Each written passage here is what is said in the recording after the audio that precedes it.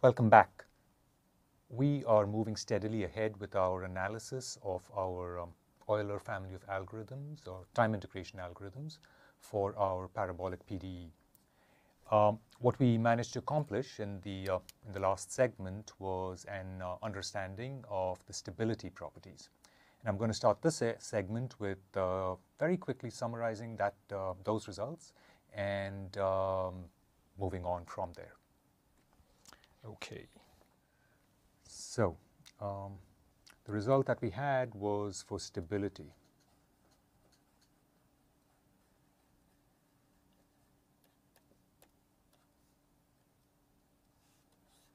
Okay. What we found was that for the Euler family, right, if I look at the stability results in terms of this parameter alpha, right, what we find is that for alpha greater than or equal to half, we have algorithms that are unconditionally stable.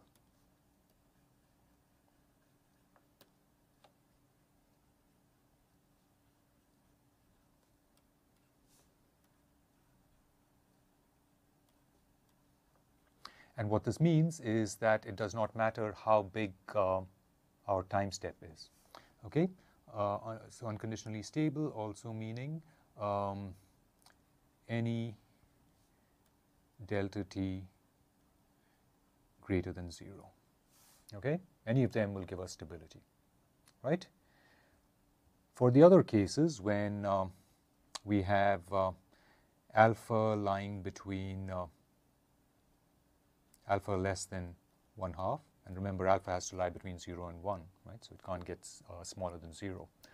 So if alpha is less than 1/2, what we have are methods that are conditionally stable.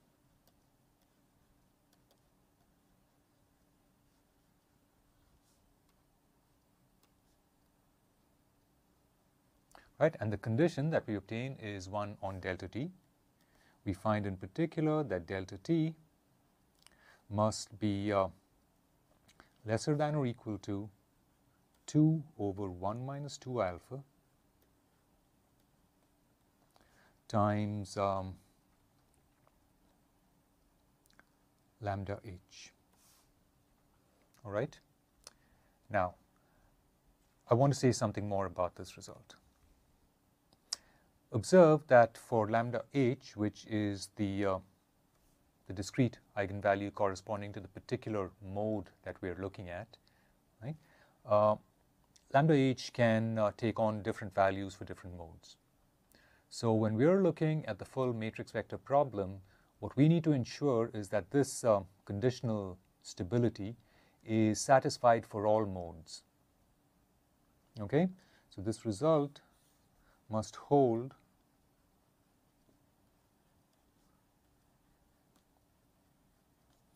for all modes.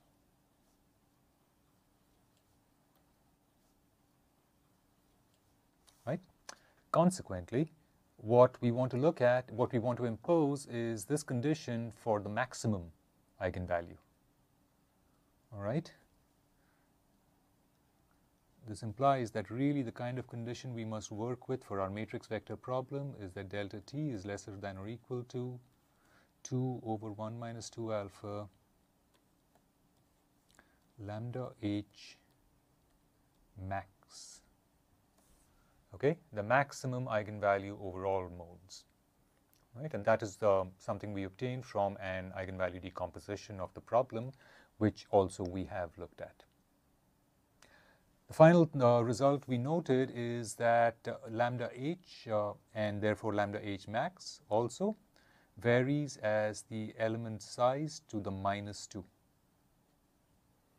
Okay, right? And what this implies then, what this means for our methods, is that the spatial discretization does indeed affect our time integration, right? In particular, it affects our choice of time step.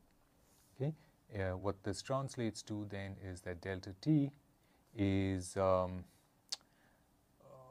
delta t max really, if one is following this conditional branch of the algorithms, of the stability of the algorithms. It means that delta T max goes as h square. Okay. Consequently, as we refine the mesh, the spatial mesh, we are constrained to using smaller and smaller maximum time steps. All right. Okay, so this is really a summary of the type of our stability results. What I would like to do to move on is revisit our amplification factor. Okay, so let us recall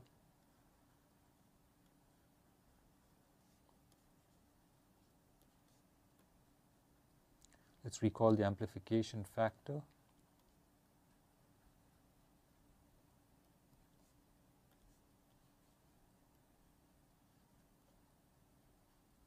All right, and that is something we denoted as A. And if I recall correctly, A is equal to 1 minus alpha delta T lambda h divided by 1 plus alpha delta T lambda h. All right, this is the amplification factor. And we recall also how it applies to our algorithmic problem. We see that what we have is that d n plus 1 is equal to a dn. Okay. Now, what I want to do is look at the effect that this amplification factor has on the behavior of high order modes. Okay, so we are going to use this fact to look at the behavior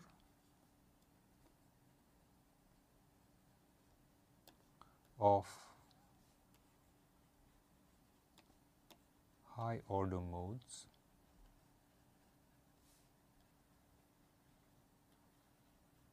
okay, and for our implementation, what this means is, first of all, what do higher order modes mean? What is a mode of high order? What characterizes the order of the mode? It's not simply the number, right? It's not simply what number we ascribe to it, the m or the l that we've been using, right? We know that m equals 1 to ndf, and where m appears is in labeling the mode, right? Psi m, right? Just m having a large number does not make it a high order mode. That is simply an arbitrary choice we have made of labeling modes, right? So what does make a mode high order? It is the value of lambda h. Okay, essentially large values of lambda h are the higher eigenvalues, and in any linear system those are indeed the high order modes, right? For the system, it turns out that those are the modes that have higher order spatial frequencies. Okay, so so it's lambda h, but really we can once we have lambda h and we have a once we know about lambda h and we know we have a time step, this really implies lambda h delta t, right? And it is indeed convenient to work in terms of lambda h delta t, because this is how it shows up in our problem as well. Okay, all right, fine. So let's look at what effect we have on our amplification factor. And to do that, I am going to plot up on the vertical axis the amplification factor,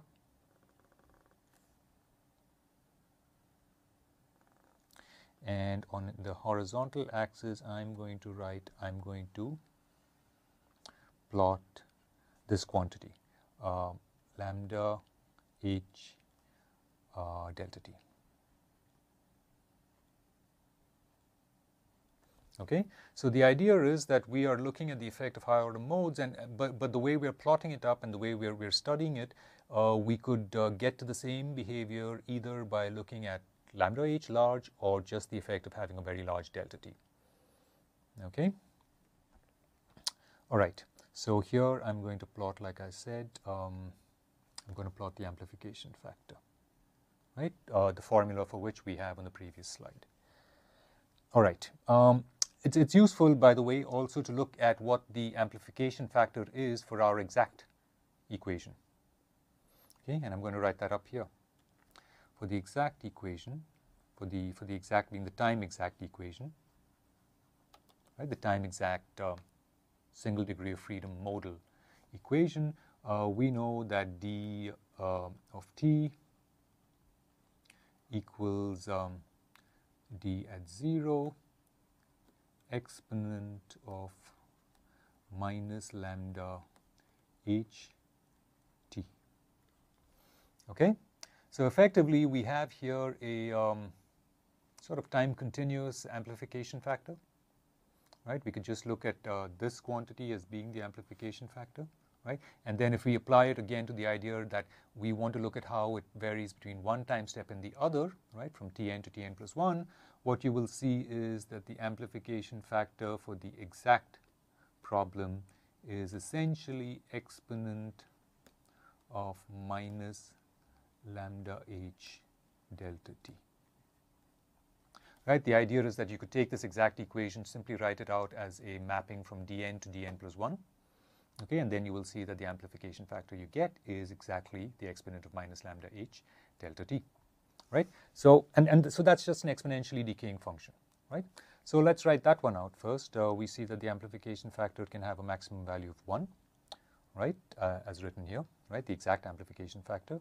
And I'm going to try to draw an exponentially decaying function, and hopefully I can draw it reasonably smooth. Okay, so this is what I'm going to call A exact. Okay, and in parentheses here I'm going to write out the limit that A exact tends to as lambda h delta t tends to infinity. Okay, clearly as lambda h delta t tends to infinity, A exact goes to 0. Right? Okay, now we're going to return to our actual amplification factor, right, our algorithmic amplification factor, and look at what value it takes in the limit for the different members of our family. Okay, so since I have all this room here, I'm going to make use of it, and I'm going to write the actual amplification factor here and recall that it is 1 minus alpha delta t lambda h divided by 1 plus alpha delta t lambda h. Okay, because we want to look at it in the limit as lambda h delta t tends to infinity, I'm going to simply divide through by that quantity. Okay, so I get 1 over lambda h delta t minus 1 minus alpha divided by 1 over lambda h delta t plus alpha. All right. Okay. Now, so I'm going to look then at for various values of alpha, I'm going to look at what happens as limit lambda h delta t tends to infinity. Okay.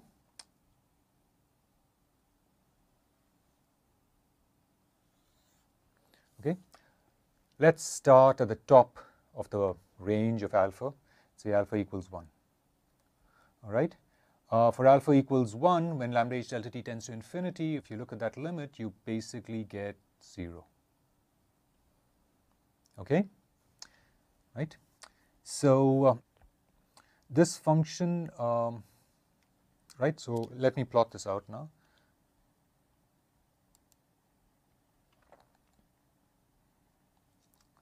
Let me use black. All right, so it decays as something like this. I should admit here that I'm not paying very careful attention to how it behaves relative to the exact exponential at the left end of the limit, right? I'm not paying much attention to that, but you can check that, okay? So don't worry about the behavior on the left. What I'm interested in is the behavior for high order modes, right? Which is for lambda h delta t tending to infinity, all right? So what we have here is that A, and instead of saying exact, I'm going to write as a subscript here the value of alpha. Okay, so A1, and of course I'm using the colors. So A1 as lambda h delta t tends to infinity, which is the amplification factor now for the backward Euler algorithm, right? Because alpha equals 1. This thing also goes to 0.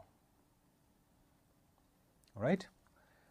Let's change colors here again. Go back to red. What I'm going to do is write them for all the others. Okay. Let's write. I'm going to write them only for the ones that we really care about here. Let me write alpha equals half. Right, which is the Crank-Nicholson method.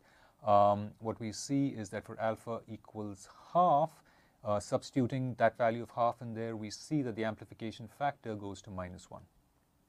Okay, and for alpha equals 0, which is the forward Euler method, we have, what do we have? We see that that limit is actually, the limit doesn't exist. Right, because if we set alpha equal to 0, that fraction becomes unbounded, right? But let me allow me to write a unreal number, a non-real number. Basically, it's unbounded, so it goes to infinity. Okay, that's not strictly rigorous to say that infinity is not a limit, right? But anyhow, you know what I mean. All right, so this is the situation we have. Let's look at what these things appear like. So if that is 1, then this is -1, okay? And, okay, I'm going to show you what Crank-Nicholson looks like on this in green. Crank-Nicholson essentially tends in the limit to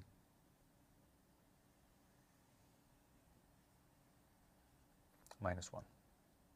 Okay, so A half, or the midpoint rule as I used to call it, A half tends to -1.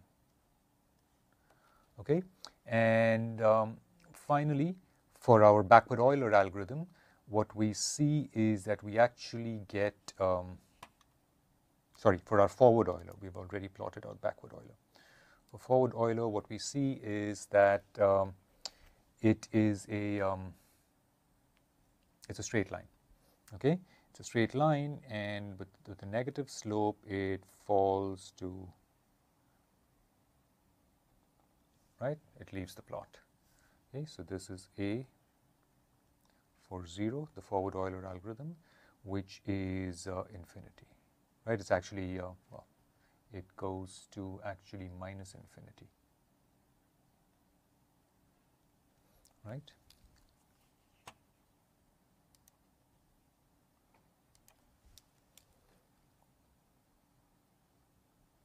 Okay, so that's how they behave, and you can plot up some of the others also in between here. So what does this mean? If we stare at this plot, what you see is that when it comes to the high order modes, it is backward Euler which has the behavior of the exact equation. All right? Right? Alternately, we may state this as saying that backward Euler tends to dissipate away the high order modes. This is numerical dissipation, right? In addition to the physical dissipation that exists with the heat conduction or the mass diffusion problems.